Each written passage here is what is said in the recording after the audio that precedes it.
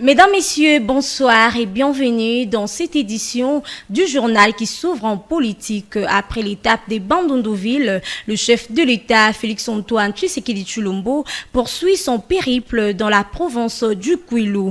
Mercredi 25 mars 2026, il est arrivé dans la ville de Kikwit où il a été accueilli par la population au pied de l'avion. Cette visite est dans le cadre de la 13e conférence des gouverneurs.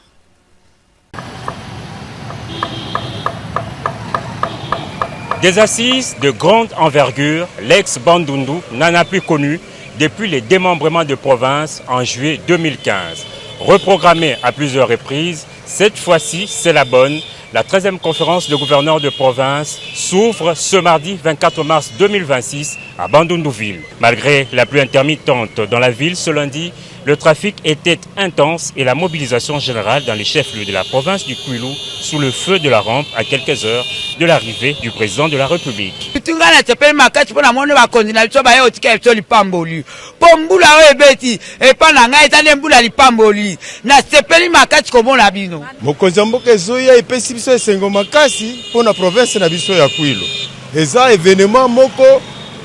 Vraiment très capital pour la province ya Kwilu. Comme na conférence bakonzi ya mboka munene lokola Congo, bango nyonso balongwa baya awa pona kosala likambo boye.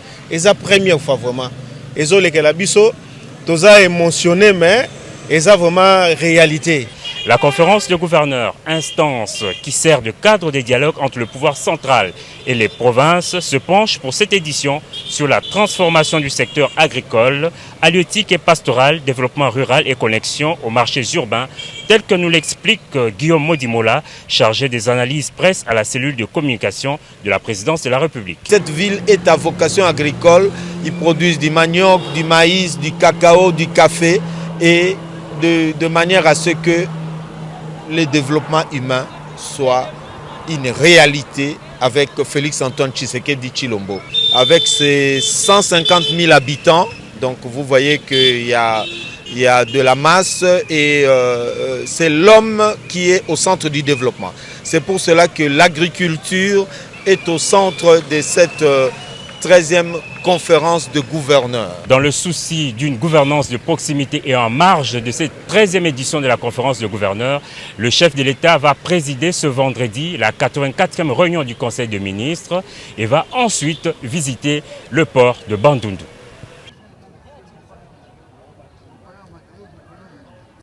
Restons toujours dans ces mêmes chapitres. Le gouverneur de la ville de Kinshasa, Daniel Bumba-Lubaki, a plaidé pour la mise en place d'un mécanisme autocentre de production agricole au sein de la capitale. Il a également indiqué que la ville dispose plus de 60 000 hectares de terres arables. Propos tenus au cours de la 13e conférence des gouverneurs. Bon, ça dit pour le moment, ok. Déjà, Pisso, au sein de l'émission commençait avec Kinshasa. Vous allez que développer, déployer un programme de récupération d'espace immobilier.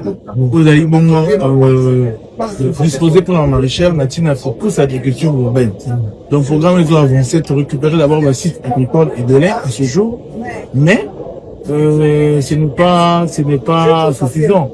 Comme on dit ici, c'est notre compétence. Et maintenant, on appuie en termes de mécanisation, en termes d'intrants. Il va falloir aussi que Kinshasa soit aligné. Parce que, comme je dis tantôt là, 1 sur 5 Congolais est quinois. Et Kinshasa, tout doit dépenser est belé. Dans le cannabis pour l'importation, non seulement de l'extérieur, mais également venant des autres provinces. Donc, on a plaidé plus pour un mécanisme autocentré à production de la Kinshasa. Et tout ça, 600 000 terres arabes. Alors, des autres provinces, les gouvernements, point. Il faut que chromatique et autosuffisance alimentaire, la sécurité alimentaire avec Kino. Et ça va vraiment résolu le travail et nous savons ça de Kinshasa. Donc, on poursuit encore davantage récupération de terres spoliées pour nous permettre à ce que la production est à la monde. Mesdames, Messieurs, parlons justice à présent. Le ministre d'État, Guillaume Gueffa, a échangé avec son homologue du Royaume de Belgique, Madame Annelie Verlinden, mercredi 25 mars 2026. Les échanges ont porté sur des questions d'intérêt commun en matière de coopération judiciaire. Images et commentaires. Le ministre d'État, ministre de la Justice et garde-sceau de la République démocratique du Congo, Guillaume Ngefa, a rencontré mercredi 25 mars 2026 son homologue du Royaume de Belgique, Madame Annelie Verlanden, afin de changer sur les questions d'intérêt commun en matière de coopération judiciaire. Accompagné de Maître Volonzungu, avocat général, le ministre Ngefa a souligné que la coopération judiciaire entre États constitue un axe majeur de son action depuis sa prise de fonctions. Il a insisté sur la nécessité d'instaurer un dialogue bilatéral régulier, estimant que celui-ci est essentiel pour assurer un traitement efficace des commissions rogatoires internationales qui s'imposent comme une obligation dans les relations entre États. Il a également mis en avant l'importance du renforcement des capacités des magistrats, des officiers de la police judiciaire et des enquêteurs, notamment à travers l'Institut national de formation judiciaire, afin de permettre à la justice congolaise de s'aligner sur le standard moderne de coopération. La coopération envisagée vise également à tirer profit de l'expertise belge dans le traitement des infractions économiques et financières. À cet égard, le ministre Ngefa a réaffirmé que la lutte contre la corruption demeure une priorité et que le renforcement de l'appareil judiciaire congolais passe par l'appropriation des meilleures pratiques des États partenaires. De son côté, la ministre Annelie Verlanden a salué cette initiative et réaffirme la disponibilité de la Belgique à accompagner la République démocratique du Congo dans le cadre du traité bilatéral existant. Elle a proposé la désignation de points de contact au sein des autorités centrales respectives en vue de faciliter la gestion des dossiers et a assuré son homologue des soutiens pour l'ensemble des affaires en cours. Parlons éducation depuis Paris où elle séjourne. La ministre d'État Raissa Malou a porté la voix de la République démocratique du Congo au GEM rapport 2026 mettant en avant les réformes majeures pour une éducation plus équitable et inclusive. Le financement n'est pas seulement une question de volume, mais il y a un outil intentionnel de redistribution pour ne laisser aucun enfant de côté. Alors, le premier mécanisme chez nous a été justement la généralisation de la gratuité de l'enseignement primaire dans les écoles publiques. Donc, c'était de consolider cette réforme depuis 2019. Donc, l'État prend en charge désormais l'intégralité des frais de fonctionnement des écoles primaires publiques, qui est donc versée par l'État directement aux écoles. Nous avons également, pour garantir l'efficacité, nous distribuons une prime de gratuité aux enseignants de ces écoles. Avant, cette prime de gratuité était dans les frais de fonctionnement des écoles. Depuis janvier de cette année, ça a été retiré et c'est versé directement aux enseignants. Selon les analyses croisées du rapport d'État du système éducatif RESEN et de la Banque mondiale, il faut savoir que le financement de l'éducation en RDC avant 2019 était privatisé de fait, donc pour les familles à hauteur de 73%. Et ben, le basculement vers la gratuité représente en fait un transfert de pouvoir d'achat vers les ménages estimé à plus d'1 milliard de dollars par an. C'est ainsi, par son ampleur et sa rapidité, la politique de redistribution sociale la plus massive de l'histoire de la République. Le deuxième mécanisme, un programme de bourses pour les filles ciblé dans la province du Kasaï. Il y a des bourses qui ciblent particulièrement les filles de cette province pour les maintenir. Alors la bourse est à 2 niveaux. On a une partie de la bourse qui est versée à l'école pour prendre en charge les frais de scolarité, et l'autre partie est versée directement à la famille, au tuteur, à la famille, pour justement compenser les coûts d'opportunité et donc encourager la scolarisation des filles. Et donc cette année, on a à peu près 49 000 filles qui bénéficient de cette bourse. Donc ce ciblage géographique et de genre répond précisément à l'objectif de réduction des exclusions liées à la géographie ou à la pauvreté. Le troisième mécanisme, c'est que nous venons de lancer notre programme d'alimentation scolaire. Qui vient d'être lancé par la chef du gouvernement. Donc à partir de septembre 2026, on va installer les premières cantines scolaires nationales, celles de l'État. Et donc on utilise l'alimentation donc comme levier de rétention scolaire et d'amélioration des capacités d'apprentissage en complément des transferts monétaires. Le principal frein à l'équité en République démocratique du Congo est l'agression dont nous sommes victimes, qui nous est imposée à l'est de notre pays, qui donc détourne des ressources vitales et déstabilise le système éducatif. Mais malgré ce contexte, comme je l'ai dit, le gouvernement sanctuarise le social, donc le paiement de la prime de gratuité, les frais de fonctionnement des écoles restent une priorité absolue pour le gouvernement, même dans ces zones de crise. L'équité consiste en fait à lever les barrières là où elles sont les plus hautes. La guerre ne doit pas priver une génération, notamment de sa certification. C'est pour ça que le pays, ces 2 dernières années, a pris en charge, continue de prendre en charge les frais de certification de l'examen d'État pour nos élèves dans les provinces du Nord et du Sud Kivu qui sont donc victimes de cette guerre. Donc pour nous, cet indice doit nous aider à plaider pour que la solidarité internationale ne soit pas une option, mais une obligation envers les pays dont les efforts d'équité sont freinés par des crises sécuritaires externes. Merci. Poursuivons ces journal, le ministre des Droits humains, Samuel Mbemba, séjourne à Genève pour participer à la 61e session ordinaire de l'ONU. Au cours de son intervention, Samuel Mbemba a interpellé la communauté internationale sur les violations des droits en République démocratique du Congo et la considération des génocides congolais. Antoine Tshisekedi Tshilombo, président de la République démocratique du Congo, et de son Excellence Madame Judith Suminwa, Première ministre, ainsi que celui du peuple congolais. Je remercie la haute commissaire adjointe pour sa mise à jour orale. Madame la vice-présidente, la collaboration entre mon gouvernement et le Haut Commissariat dans le domaine de l'assistance technique qui fait l'objet de la présente session se poursuit particulièrement dans le développement de l'expertise médico-légale et sur la mise en œuvre de la justice transitionnelle.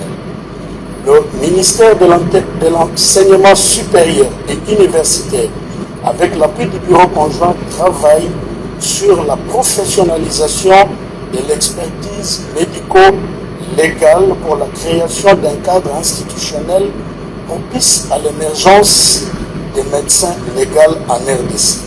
Ainsi, mon pays prie-t-il le Haut Commissariat à faire de son mieux pour que la fin prochaine du mandat des experts, avec les contraintes financières, ne fragilise pas la pérennisation de ces acquis et la garantie de maintenir la transition de cette expertise vers nos institutions nationales.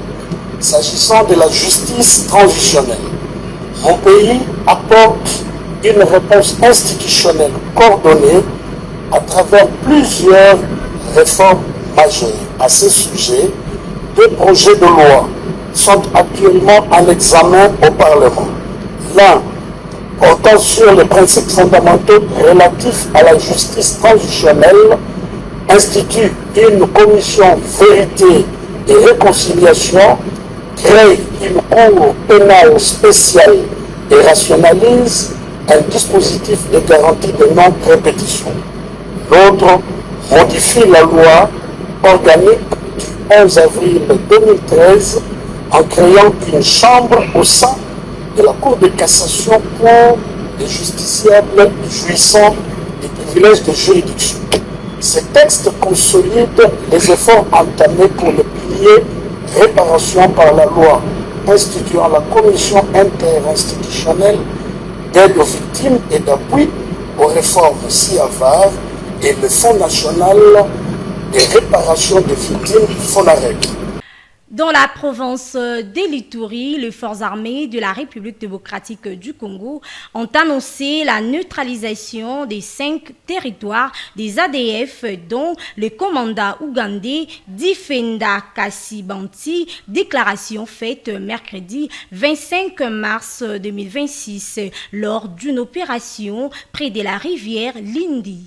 Les forces armées de la République démocratique du Congo, lors d'une opération conjointe FARDC-UPDF, ont neutralisé 5 terroristes ADF, dont un leader incontestable, je cite, Difendi Kasibandi, qui est un sujet ougandais qui opérait dans cette zone. Et aujourd'hui, les forces armées de la République démocratique du Congo annoncent qu'il a été neutralisé en compagnie de 4 autres terroristes ADF, aux alentours de la rivière Lindi, à Sangwa, dans le secteur de Bapéré. Dans le même cadre d'idées, le secteur opérationnel Sokola 1 Grand Nord avait dépêché d'urgence le 3203 régiment d'infanterie dans la localité de Muchacha. Et je vous annonce aujourd'hui que cette localité de Muchacha a été récupérée par les forces armées de la République démocratique du Congo. C'est dans le territoire de Mambasa, en province de l'Ituri. Le commandant du secteur opérationnel Sokola 1 Grand Nord et commandant Front Nord lance un appel à la population du territoire de Beni, territoire de Lubero, de la ville de Butembo et de la ville de Beni, qu'il est engagé à traquer ces ADF MTN ISCARP jusqu'au bout, afin que la population puisse retrouver sa quiétude d'attente. Et c'est dans ce cadre que je lance un message fort à tous les collaborateurs, tous les facilitateurs de ZADF MTM ISCARP, que nous ne laisserons jamais leur manœuvre aller au-delà de la quiétude de la population. C'est dans ce cadre que nous lançons ce message, qu'ils seront traqués, ils seront neutralisés, ils seront arrêtés et déférés devant la justice pour que nous puissions venger le sang de nos frères et sœurs qui ont perdu leur vie dans cette barbarie. Et que nous puissions aussi venger les sangs de nos militaires, FARDC, les sangs de nos partenaires, UPDF, qui ont versé les sangs, armes à la main, en train de défendre ce pays. D'une province à une autre, au Congo central, le ministre provincial des infrastructures, travaux publics et reconstruction, Edouard Samba, a effectué une visite d'inspection dans le territoire de Sekebanza pour évaluer, l'état d'avancement des travaux de réhabilitation des routes, des dessertes et agricoles, mercredi 25 mars 2026. C'est notre rôle en tant que ministre des ITPR d'intérim. Il ne faut pas seulement attendre les rapports au bureau, mais le gouverneur, grâce à Bilolo, nous envoie sur le terrain pour suivre exactement ce qui est programmé dans ce que nous faisons en province. Il était question ce jour, cet après-midi, que nous arrivions sur les tronçons qui nous envoient de Sekeban Zambatasiala, qui a été lancé dernièrement dans le cadre du grand programme de réhabilitation des routes de dessertes agricoles dans toute la province du Congo central. Nous sommes arrivés pour effectivement se rendre compte de ce qui est fait et tout ce qui doit être fait. Question pour nous d'avoir des idées nettes, n'est-ce pas? Lorsqu'il y a une chaîne de commandement, il faut aussi savoir à quel niveau cette chaîne aboutit. Donc nous sommes venus pour visiter, nous avons vu, et je crois qu'il faut dire que le constat est pratiquement positif. Les travaux sont en train de se dérouler à la grande vitesse. D'ailleurs, moi je ne croyais pas que juste après avoir repris à 4-5 jours, de voir ces résultats, je suis très satisfait. Je crois que les rapports que je ferai à l'autorité, il en sera aussi très content. L'arrêt de travail, c'est normal. Nous sommes dans une province, tout le monde suit la situation politique. Il y a 2-3 mois, le gouverneur n'est pas en paix. Et les institutions provinciales se déchirent. Et vous savez, dans le cadre du climat des affaires, lorsqu'il n'y a pas la paix, le chef de l'État l'a dit hier, pendant son discours d'ouverture à la 13e conférence des gouverneurs, sans la paix, sans la cohésion, il n'y a pas de développement. Et donc, pendant ce temps, on est en train de passer le temps dans cette distraction. Rien ne peut marcher. C'était normal que tous les travaux qui étaient pourtant lancés pour le bénéfice de la population soient aux arrêts. Bon, maintenant, je crois, la plupart d'acteurs politiques sont en train de comprendre qu'il faut remettre la province à sa place et laisser le temps au travail. Voilà qu'il suffit qu'il y ait cette petite paix. Les résultats sont là. En 4 et 3 jours, vous avez vu, ils ont fait plus de 10 kilomètres. Et ça, c'est très positif. Avec cette allure, le tronçon prévu va terminer dans 2 mois et aller dans un autre territoire parce que vous savez que ça, c'est la brigade du Bas-Fleuve qui est en train de travailler. La brigade du Bas-Fleuve est composée du territoire de Sekebanza qui a eu la chance d'obtenir le go des travaux et puis on ira à Tchela, Lukula et à Mwanda. Bien entendu, puis comme j'ai dit, le gouvernement provincial est déterminé parce qu'il y a eu de l'argent du contribuable congolais qui a fait que ces engins soient achetés pour la province et ces engins ne sont pas là pour rester immobiles, n'est-ce pas? Donc les travaux ont repris pour arriver au bout, comme je l'ai dit, et prendre la deuxième phase de notre territoire et ainsi de suite. Il y a une confusion qui est mingi parfois. Il y a des instigateurs en caca qui n'ont aucun sens de la vie communautaire. Vous allez vous rendre compte que si vous avez Sekebanza, vous avez une zone avec mambo yai. Alors il faut que ce soit territoire en caca. Parce que Sekebanza devait être le territoire. Il y a en tout cas, il y a un gouverneur, il y a un Simba Yandi. Mais tu sais Sekebanza, tu vas déranger. Mais par contre, il y a certaines personnes qui sont peut-être d'origine rwandaise ou moi je ne sais pas quoi, qui ne voient pas le développement à leurs yeux et leur travail c'est de déstabiliser. Et là je dois être clair, il faut que la population à Sekebanza, il y a une confiance d'abord en tant que député provincial. Grâce à eux, je suis devenu membre du gouvernement. Maintenant, tout le monde a que gouverneur me peut saber tu dis à confiance, il y a coupé ça mon qui est quoi. Il y a ministère, il y a ITP, il y a qui est chargé, il y a mambo yai. Et voilà que depuis qu'on est là, on a bousculé kaka pour que Sekebanza quoi en toi là-bas, bisa le me vutuka et nous sommes en train d'avancer. Il faut que les politiciens, à un moment donné, se disent que betuke a wasa mon population. Même si benuke na ba intérêt égoïste à beno ya privé. Mais il y a que ça mon intérêt à territoire, il faut qu'on dise yao. Sinon, on vous a envoyé pourquoi? Population ina kena kukrupir kuna ba mama kena sala bilanga moya ko bimisa madio ko keleve saka keleve. C'est na banzila keleve. Nous travaillons et toutes les promesses betuke kwenda ka pesa ka bao na ba campagne, ono muke kwenda bundela beno na banzila. Na banzila ya wewe beno bakena kusala, betuke na continuer kunwanisa gouverneur. Alors qui sommes nous final? Population beno pesa gouverneur confiance, beno pesa betu confiance, au moins nous qui pensons que vous êtes là. Et je pense que prochainement, ce que vous devez faire dans les choix que vous devez faire prochainement. Quittant la République démocratique du Congo pour la France, le rappeur congolais Maître Gims est interpellé à Paris, capitale française, pour une affaire de blanchiment de capitaux. Selon les premières informations, il devrait répondre devant l'officier du ministère public. Le rappeur Gims, interpellé à sa descente d'avion. L'artiste congolais de 39 ans a été placé en garde à vue après son arrivée aujourd'hui à l'aéroport de Roissy. Le parquet national anticriminalité organisée de Paris indique. Cette garde à vue porte sur des faits notamment de blanchiment en bande organisée. Le nom du plus gros vendeur de disques de l'année 2025 revient dans une enquête menée par les autorités sur un réseau international de blanchiment complexe et structuré. Selon le quotidien Africa Intelligence, à l'origine des révélations, les inspecteurs s'intéressent plus particulièrement aux investissements de Gims dans son projet immobilier de luxe, basé à Marrakech, baptisé Sunset Village. Le chanteur en faisait la promotion sur ses réseaux il y a à peine 10 jours. On va avoir 117 villas de cette qualité, de ce type, de cette beauté. 4 chambres, rooftop, vue sur l'Atlas. Les salles de bain sont dingues. Je parle de salles de bain parce que je kiffe les salles de bain. Dressing incroyable. C'est juste incroyable. Une centaine de villas pour un chiffre d'affaires estimé à 100 millions d'euros. Les enquêteurs cherchent notamment à déterminer l'origine des fonds et les mécanismes financiers à l'œuvre dans cette construction. Contacté, l'avocat du chanteur Gims n'a pas répondu à nos sollicitations.